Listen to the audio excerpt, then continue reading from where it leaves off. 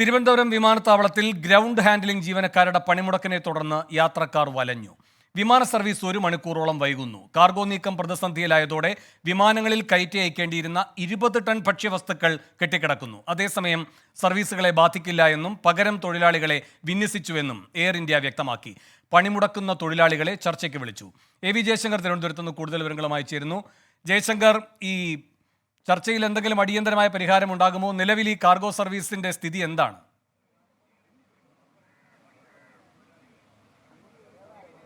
അതായത് വേണു, ഈ തൊഴിലാളികളുടെ സമരം ആരംഭിച്ചിട്ട് 12 മണിക്കൂറുകൾ പിന്നിട്ടു. ഈ 12 മണിക്കൂർ പിന്നിടുന്ന ഘട്ടത്തിൽ തിരുവനന്തപുരം വിമാനത്താവളത്തിൽ നിന്ന് കാർഗോ വഴി പോകേണ്ട സാധനങ്ങളുടെ 30% കെട്ടിക്കിടക്കുന്നു എന്നാണ് നമുക്ക് അനൗദ്യോഗികമായി ലഭിക്കുന്ന വിവരം.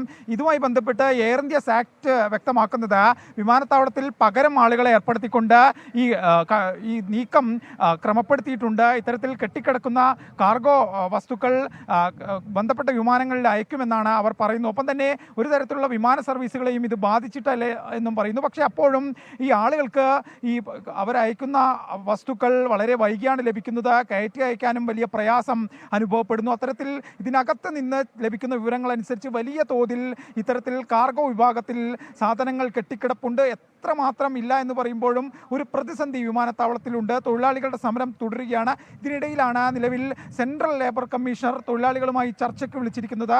11:30 ശേഷം ചർച്ച നടത്താമെന്നാണ് നിലവിൽ തൊഴിലാളികളെ അറിയിച്ചിരിക്കുന്നത്.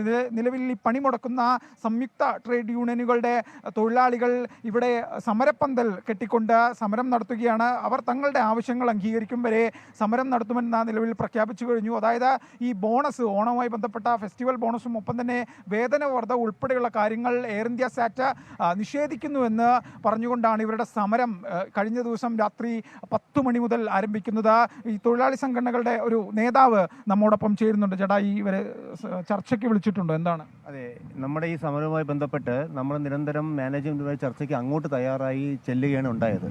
ഇന്ന് നമുക്ക് സെൻട്രൽ ലേബർ കമ്മീഷൻ, അതായത് നമ്മൾ 6 മാസമായി ശമ്പള പരിഷ്കരണ ചർച്ചയും 15 ദിവസമായി ബോണസിന് ചർച്ചയും നടത്തിക്കൊണ്ടിരുന്ന സെൻട്രൽ ലേബർ കമ്മീഷണർ ഇത് ഒരു പരാജയം എന്ന രീതിയിലോട്ട് ചർച്ച എത്തിയത് പുള്ളിയുടെ കൺസീലിയേഷൻ സമയത്തായിരുന്നു. കാര്യം പുള്ളി പറഞ്ഞു മാനേജ്മെന്റിന്റെ നിരുത്തരപരമായ കാര്യങ്ങളെന്ന്. അദ്ദേഹം ഇന്ന് ഞങ്ങളെ ചർച്ചയ്ക്ക് ക്ഷണിച്ചിട്ടുണ്ട്.